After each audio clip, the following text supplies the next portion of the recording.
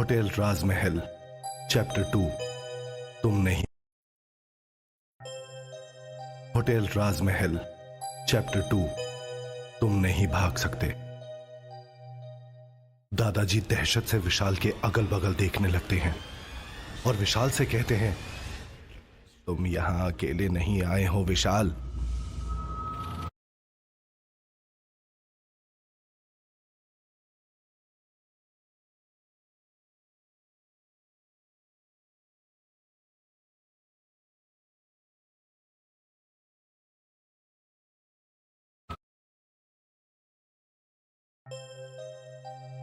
Hotel राजमहल chapter 1 भ्रम या हकीकत। घड़ी में रात के 9:30 बज रहे होते हैं और विशाल होटल राजमहल में अपने इंटरव्यू पर जाने के लिए तैयार हो रहा होता है। थोड़ी देर में विशाल घर को लॉक करके जैसे ही बाहर निकलता है तो बाहर का मौसम एकदम से बदलने लगता है। पूरा आसमान काले बादलों से घिर जाता है। रह रहकर बिजली के कड़कने की आवाजें सुनाई देने लगती हैं और साथ ही तेज हवाएं चलने लगती हैं। उन हवाओं के साथ ऐसा लग रहा था जैसे कि वो आज अपने साथ सब कुछ उड़ा कर ले जाएगी। एकदम से घर की बिजली गुल होती है और हर तरफ घोर अंधेरा छा जाता है। विशाल ये नजारा देखकर हैरान रह जाता है और खुद से बुदबुदाते हुए कहता है, अरे ये अचानक मौसम को क्या हो गया? अभी शाम तक तो सब ठीक था, अब ऐसे मौसम में ये टैक्सी कैसे मिलेगी? अभी विशाल ये सब सोच ही रहा होता है कि तेज बारिश होने लगती है। उस वक्त का माहौल भी जैसे विशाल को होटल राजमहल जाने से रोक रहा हो, मानो वो आने वाले किसी खतरे का अंदेशा हो। लेकिन कुदरत के इस इशारे से अनजान विशाल जल्दी से टैक्सी ढूंढने लगता है। हवा और बारिश उस वक्त इतनी तेज हो रही होती है कि विशाल एक कदम आगे की ओर बढ़ाता है तो वही तूफानी हवाएं विशाल को वापस 3 कदम पीछे की ओर धकेल देती हैं। विशाल को इस नौकरी से काफी उम्मीदें हैं, इसीलिए विशाल कैसे भी करके बस इस नौकरी को हासिल कर लेना चाहता है। बस आज कुछ भी करके मुझे ये नौकरी मिल जाए, फिर सब काम आसान हो जाएगा, खुद में बड़बड़ाते हुए विशाल ने कहा। कुछ और कदम आगे बढ़ने के बाद विशाल के पास आकर एक टैक्सी रुकती है। टैक्सी ड्राइवर ने पूछा, कहां जाना है साहब? विशाल ने बड़ी खुशी से कहा, होटल राजमहल। टैक्सी ड्राइवर ने हैरानी से पीछे मुड़कर देखा। क्या कहा? राजमहल? लेकिन ऐसे किसी नाम का तो कोई होटल नहीं है यहां। लेकिन अगर आपके पास पता हो तो मैं ले जा सकता हूं आपको वहां। हाँ हाँ पता है ना, विशाल ने खुशी से चहकते हुए जवाब दिया। विशाल के बताए रास्ते पर चलते चलते टैक्सी ड्राइवर ने लगभग 20 मिनट के बाद गाड़ी रोक दी और डरते हुए बोला, बस सर, इससे आगे मैं नहीं जाऊंगा। विशाल ने चौंकते हुए पूछा, क्यों भाई, क्या बात हो गई? बस पहुंच ही गए हैं हम। विशाल ने अपना फोन देखते हुए कहा, जिस पर टैक्सी ड्राइवर ने जवाब दिया, आपका फोन भी खराब है और आप भी पागल हैं, या फिर मुझे पागल समझ रखा है? इससे आगे कब्रिस्तान है, कोई राजमहल नहीं। मैं नहीं जाने वाला आगे, अब मेरे पैसे दो और उतरो मेरी गाड़ी से। ड्राइवर की बात सुनकर विशाल हैरान हो गया और वो बोला, अरे ऐसे कैसे हो सकता है, मेरा जॉब इंटरव्यू है भैया अभी वहां। विशाल की बात पर टैक्सी ड्राइवर ने कहा, अच्छा इंटरव्यू, वो भी रात को 11 बजे? चलो चलो किसी और को पागल बनाना, मेरे पैसे दो और निकलो यहां से। इतने में विशाल चुपचाप टैक्सी वाले को पैसे देकर बिना कुछ बोले गाड़ी से उतर जाता है। हल्की हल्की बारिश अभी भी हो रही है। जैसे तैसे विशाल ने अपना फोन बाहर निकाला और लोकेशन चेक की तो उसके होश उड़ गए। अब 5 मिनट की दूरी पर एक कब्रिस्तान है, ये क्या लोकेशन दिखा रहा है? विशाल बड़बड़ाया। विशाल ने अपने सामने देखा, वहां लोहे का एक जंग लगा गेट है जो अपनी जर्जर हालत में एक और लटक रहा है। अपने साथ छाता लिए विशाल उसी गेट से थोड़ा आगे बढ़ने लगा। वहीं उसे अपने सामने एक पुराना कब्रिस्तान दिखा, जहां गहरा अंधेरा देखकर उसे थोड़ी घबराहट सी हुई। कुछ कदम आगे बढ़ते ही अंधेरे में ठीक से ना दिखाई देने की वजह से विशाल धप से एक गड्ढे में गिर गया, जो कि एक खुदी हुई कब्र थी। गिरते ही वो दहशत में जोर जोर से चिल्लाने लगा, तभी अंधेरे में एक हाथ उसकी ओर बढ़ा और उसे अपनी तरफ खींचने लगा। इस बार विशाल और ज्यादा जोर से चिल्लाया, जैसे कि गले की नसें फट पड़ने को बेताब हो। बचाओ, बचाओ, हेल्प मी। उस बारिश से भरी अंधेरी रात में उस हाथ के मालिक के सिवा वहां और कोई नहीं था। तभी एक टॉर्च की रोशनी के साथ अंधेरे को रास्ता दिखाते हुए उस हाथ के मालिक का चेहरा नजर आया। विशाल चौंक गया और उसने रोशनी के बीच देखा एक बूढ़ा चेहरा, जिसके सिर पर एक लाल पगड़ी है और माथे पर उम्र की कई लकीरें नजर आ रही हैं।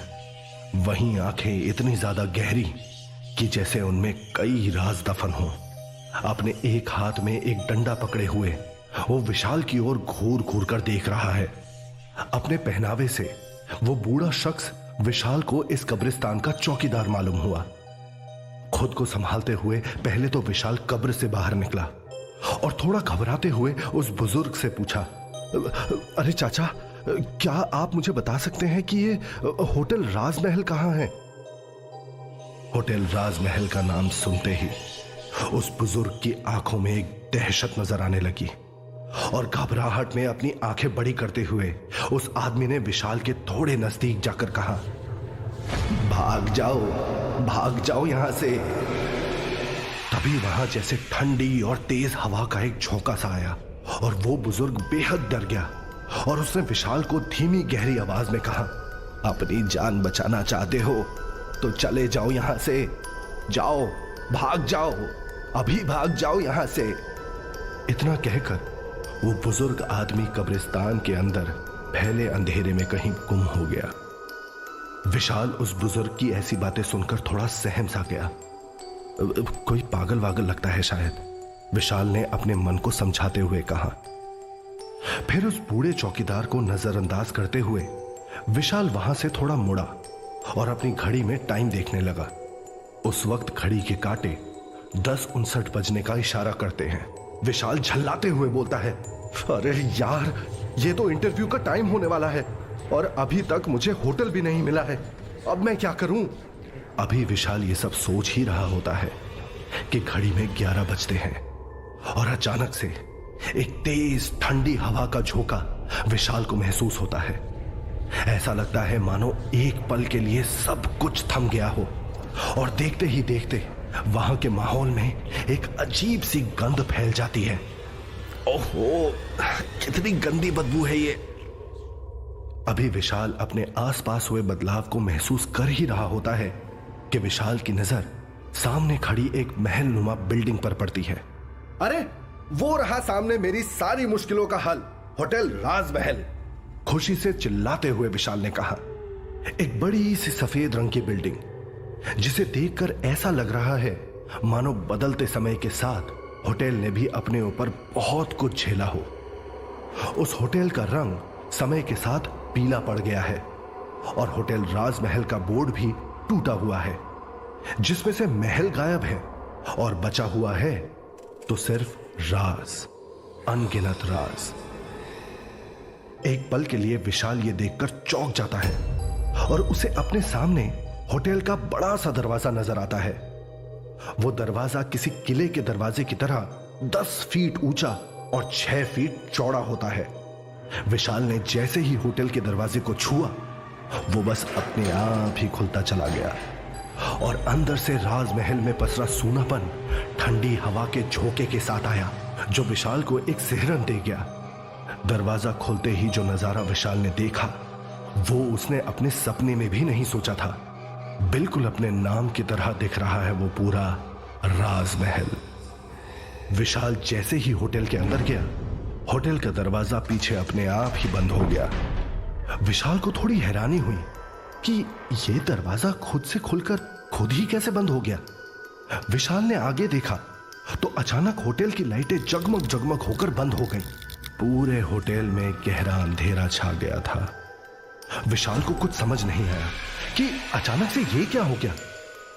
वहां इतनी शांति है कि विशाल अपनी दिल की धड़कन भी सुन पा रहा है।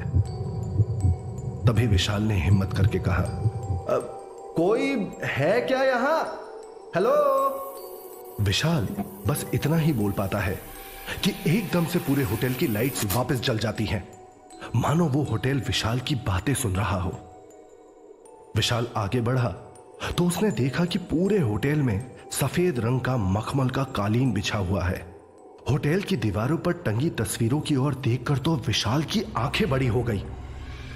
किसी तस्वीर में किसी का सिर कटा हुआ है तो किसी में किसी की आंख नहीं है।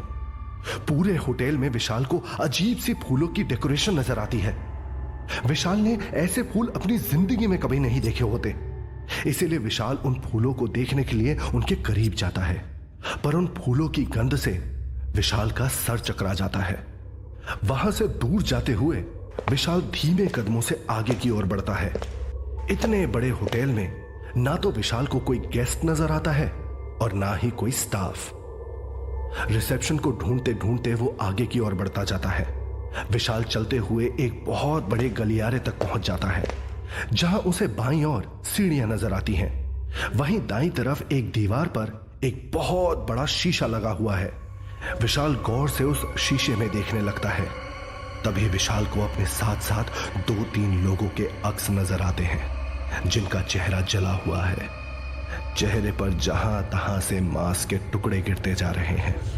तभी अचानक से वे चेहरे उसे ही घूरते हुए नजर आने लगते हैं। यह नजारा देखकर उसकी रूह कांप जाती है और उसके गले से इससे पहले कि कोई आवाज निकल पाती, पल भर में वो साए अपने आप आईने में जैसे सिमट जाते हैं। विशाल को अपनी नजरों पर ही जैसे विश्वास नहीं होता। विशाल खुद से बड़बड़ाता है, क्या मुझे भ्रम हो रहा है? वहीं होटल का माहौल ठंडा होने के बावजूद विशाल के माथे पर पसीने की बूंदें झिलमिलाने लगती हैं। कुछ देर बाद होटल का मुआयना करते करते विशाल होटल के रिसेप्शन पर पहुंचता है और वहां जाकर घबराते हुए आवाज देता है, कोई है यहां? किसी की आवाज ना आने पर विशाल थोड़ा जोर से बोलता है, अरे कोई है भी यहां? तभी अचानक रिसेप्शन डेस्क के नीचे से एक आदमी उठता है और विशाल के सामने उसकी आंखों में देखकर उसे उंगली के इशारे से चुप रहने के लिए कहता है। ऐसे अचानक से एक आदमी को अपने सामने देखकर विशाल चौंक जाता है। उस आदमी की हालत देखने में बहुत खराब लग रही होती है। उसकी आंखों के नीचे काले घेरे और आंखें एकदम लाल, जैसे कि वो बरसों से सोया ना हो, जिसमें दहशत साफ नजर आ रही है। उस आदमी के पागलों की तरह बाल बिखरे हुए हैं और होठ एकदम सूखे दिखाई पड़ते हैं। वो देखने में काफी दुबला और बदहवास हालत में नजर आ रहा होता है। विशाल को अपनी आंखों पर विश्वास नहीं हो रहा होता कि इतने बड़े होटल में एक ऐसा दिखने वाला आदमी आखिर क्या कर रहा है। तभी वो आदमी धीरे से विशाल से पूछता है, क्या तुम मुझे देख पा रहे हो? ऐसा सवाल सुनकर विशाल हैरान हो जाता है और हां में अपना सर हिलाता है। बस इतना सुनते ही उस आदमी के चेहरे में एक अलग सुकून नजर आने लगता है और वो खुशी खुशी विशाल को बताता है, मैं यहां का रिसेप्शनिस्ट हूं और प्लीज तुम थोड़ा धीरे बात करो। विशाल उस आदमी से पूछता है, अरे तुम मुझे धीरे बोलने को क्यों बोल रहे हो? और यहां होटल में भी कोई नजर नहीं आ रहा, ना कोई गेस्ट है और ना कोई स्टाफ। तुम अकेले ही सब कुछ संभालते हो क्या?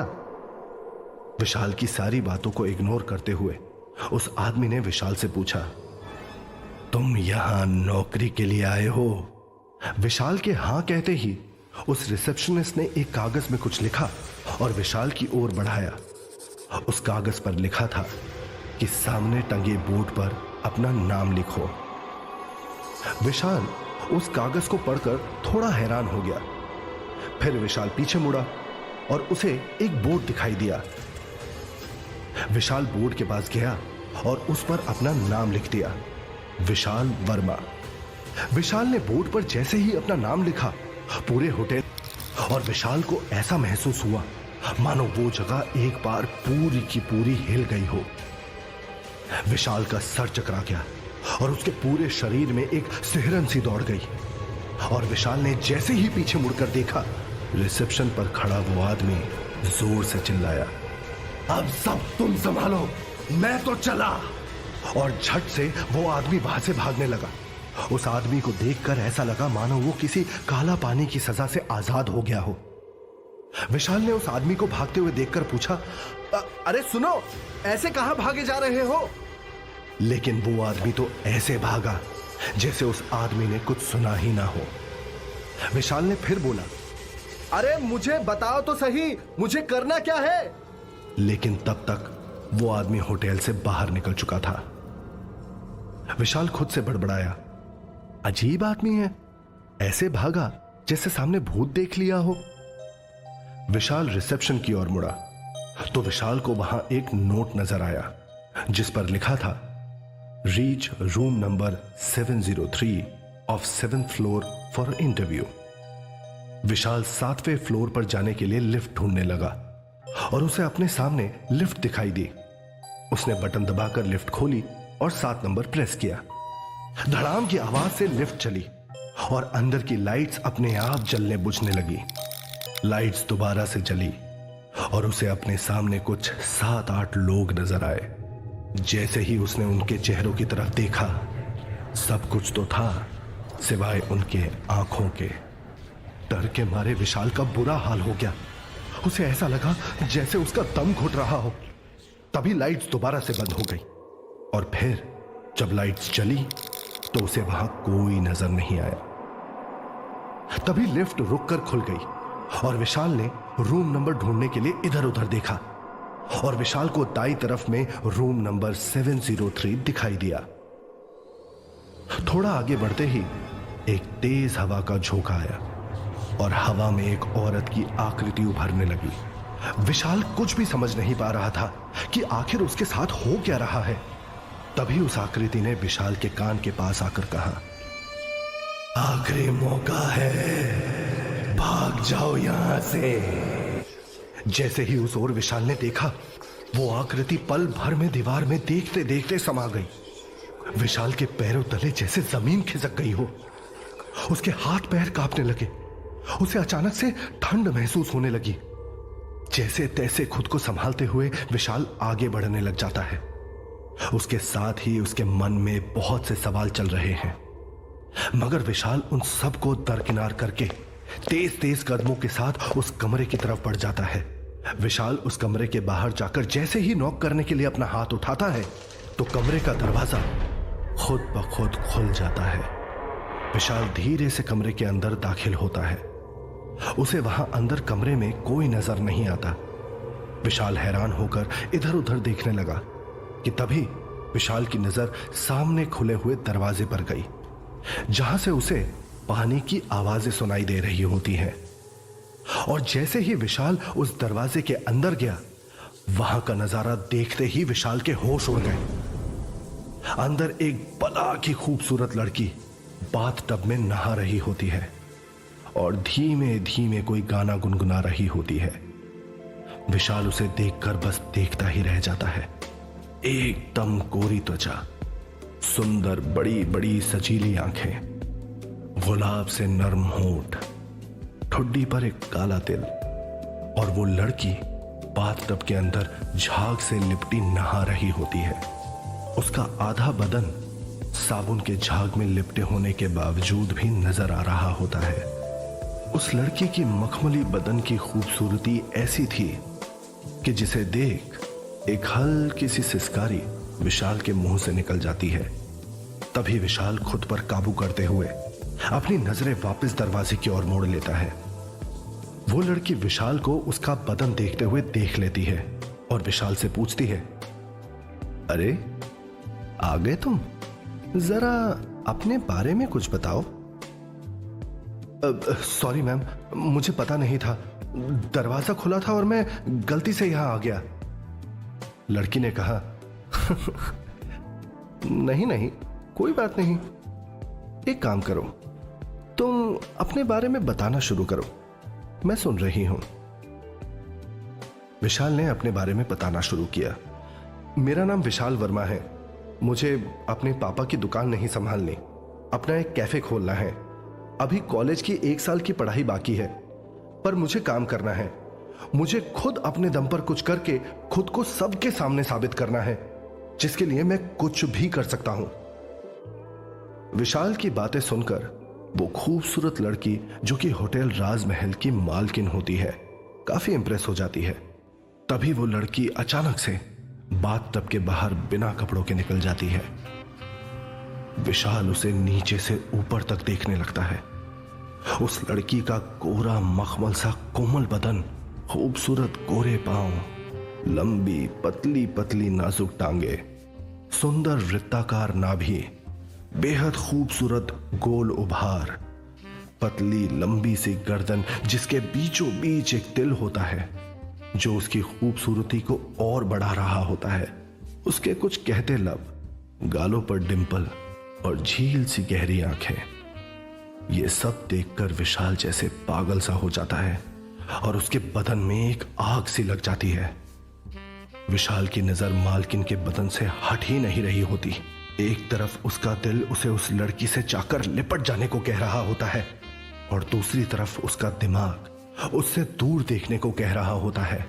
तभी मालकिन अपने बदन को तौलिए से पोंछती हुई, आहें भरती हुई विशाल से पूछती है, एम आई ब्यूटिफुल?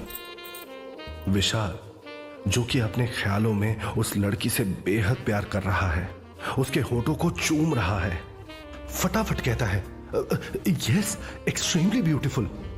मालकिन कहती है, श्श, धीरे बोलो विशाल, यहां काम करने की बस यही शर्त है कि धीरे बात करनी है, क्योंकि तेज बोलने से गेस्ट्स डिस्टर्ब होते हैं। You are hired. लड़की से बातें करने के दौरान भी विशाल की निगाहें पूरी तरह से उसके बदन पर ही टिकी होती हैं और उस जगह से वापस जाने का उसका मन ही नहीं कर रहा होता है। वहीं विशाल की आंखों में हवस साफ दिखाई दे रही होती है। मालकिन ने कहा, आप जाकर अपना काम करोगे या मुझे ऐसे ही घूरते रहोगे? विशाल ने अपने आप को संभाला और वापस रिसेप्शन की ओर जाने लगा। बाहर जाते हुए विशाल को रोककर मालकिन ने कहा, अच्छा सुनो, टाइमिंग्स 11 से 4 है, पर तुम 3:30 बजे तक घर चले जाना, ठीक है? विशाल ने हां में सर हिलाया और ना चाहते हुए भी वहां से चला गया। रिसेप्शन पर आकर विशाल बैठ तो गया था, लेकिन रह रहकर उसे अपनी मालकिन का ख्याल आ रहा होता है। वो उसे अपनी बाहों में भरकर बहुत प्यार करना चाहता है कि तभी उसकी नजर वहां पड़े पुराने से कंप्यूटर पर चली जाती है। वो जैसे ही उस कंप्यूटर को स्टार्ट करता है, कुछ ही देर में उसे कंप्यूटर स्क्रीन पर अचानक से एक वीडियो नजर आने लगता है। वीडियो में उसकी मालकिन बिना कपड़ों के मुस्कुराते हुए एक तरफ देख रही है। तभी उसकी नजर कैमरे पर पड़ती है और अचानक से एक भयानक सा बदसूरत चेहरा कैमरे के स्क्रीन पर उभरता है और कंप्यूटर स्क्रीन अपने आप ही बंद हो जाता है। यह देखकर विशाल शॉक्ड रह जाता है। तभी विशाल की नजर पास में पड़ी एक प्लेट पर पड़ी, जिसे देखकर विशाल बेहद डर गया, क्योंकि उसके सामने एक प्लेट पड़ी थी और उसे लाल रंग के कपड़े से ढका हुआ था। वो कपड़ा धीरे धीरे हिल रहा होता है।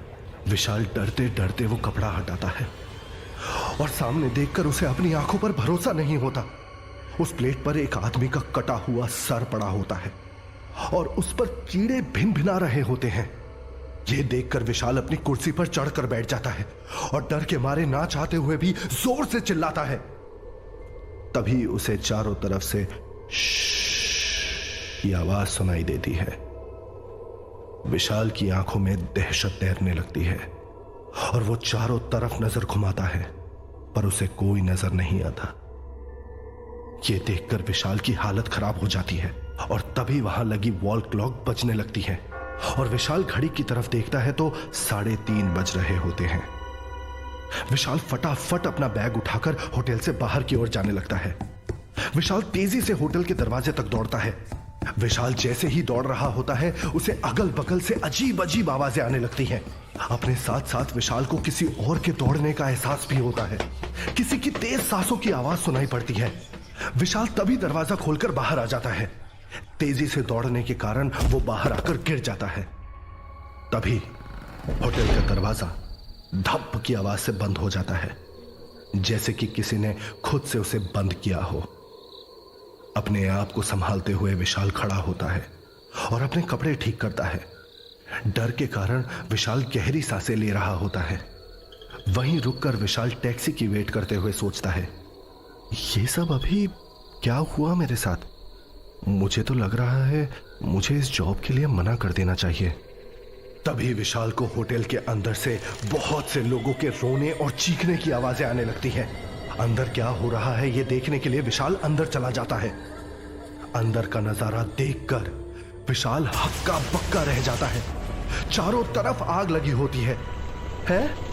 अभी तक तो सब ठीक था, जब मैं बाहर निकला तो ये अचानक से यहां आग कैसे लग गई? विशाल भागकर रिसेप्शन की तरफ जाता है तो उसे अपनी आंखों पर विश्वास नहीं होता। चारों ओर चिताएं जल रही होती हैं। विशाल के पैरों तले से जमीन खिसक जाती है। वो यकीन नहीं कर पा रहा होता है कि ये सब उसके सामने हकीकत में हो रहा है। तभी उसे चौंकाते हुए पीछे से एक आवाज आती है, विशाल, मैंने कहा था ना तुमसे कि 3:30 बजे तक वापस चले जाना, फिर यहां क्या कर रहे हो? विशाल ने पीछे मुड़कर देखा तो होटल राजमहल की मालकिन भी एक चिता में जल रही होती है। चारों तरफ जलती चिताओं का आलम देखकर विशाल वहीं चक्कर खाकर गिर जाता है। सुबह जब विशाल की आंख खुलती है तो वो अपने दोस्त अमन के घर पर बिस्तर पर से उठता है। विशाल इस होटल राजमहल में नौकरी करने के लिए जयपुर से कुछ दूरी पर पड़ने वाला गांव दौसा से यहां जयपुर में अपने दोस्त अमन के घर रुकता है। वो खुद को कमरे में देखकर बड़बड़ाता है, मैं यहां कैसे? मैं तो वहां होटल में था ना, और वहां कल रात आग लग गई थी और वो मालकिन आग में जल रही थी। इतनी सारी चिताएं थी वहां। हे भगवान, ये मेरे साथ क्या हो रहा है? तभी विशाल अपने कमरे से उठकर बाहर ड्राइंग रूम में जाता है और उसे देखकर अमन के दादाजी थोड़ा हैरान हो जाते हैं। विशाल सहमी आंखों से दादाजी की ओर देखकर कहता है, दादाजी, जब से मैंने वो राजमहल की नौकरी ली है, पता नहीं मेरे साथ क्या हो रहा है, और कल मैं बड़ी मुश्किल से अपनी जान बचा पाया हूं। दादाजी विशाल की आंखों में देखकर कहते हैं, विशाल, तुम अकेले वहां से वापस नहीं आए हो? दादाजी की ओर देखकर विशाल हैरान रह जाता है। आखिर क्या राज है इस होटल राजमहल का? विशाल के साथ कौन आ गया है? दादाजी कौन है और वो कैसे सब जान पा रहे हैं? विशाल कैसे इस परिस्थिति से निकलेगा? आगे की कहानी जानने के लिए सुनिए होटल राजमहल।